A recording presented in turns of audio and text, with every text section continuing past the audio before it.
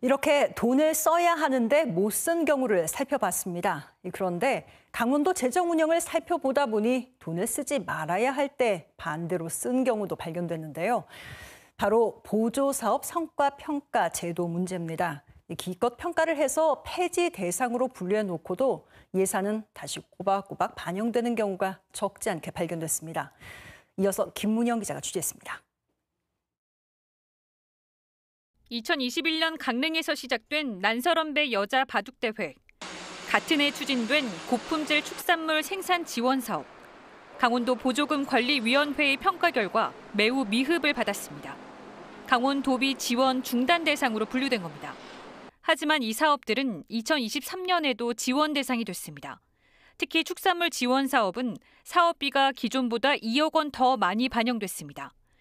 2022년 보조사업 성과평가를 보면 미흡이나 매우 미흡을 받은 사업은 모두 400여 건. 이 가운데 40%가 2023년에 다시 도비 지원 대상이 됐습니다. 평가 무용론까지 나옵니다. 강원도는 이에 대해 실제 예산 재반영 사업은 통계보단 훨씬 적다고 주장합니다. 또 다소 사업이 부진하더라도 민원 사업이나 연례 반복 사업은 지원을 중단하기가 쉽지 않다고 해명합니다. 민원 사업들 그런 부분을 편성을 하다 보면 매우 미흡 사업을 이렇게 또 편성할 수밖에 없는.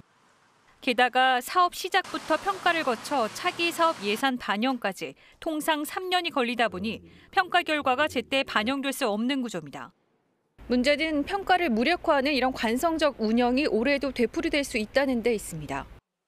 이에 따라 보조금 일몰 시한을 정하는 등 제도적 대안 마련도 요구됩니다. 법적으로 2개월 안에 제출하지 않는 기관이나 단체, 민간인에 대해서는 가감하게 차후에 예산을 편성하지 않는 그러한 그 강력한 조치를 좀. 행정안전부의 지방 보조금 관리 기준이 올해부터 강화된 만큼 보조사업 평가의 실효성 확보가 시급하다는 지적이 제기됩니다. KBS 뉴스 김문영입니다.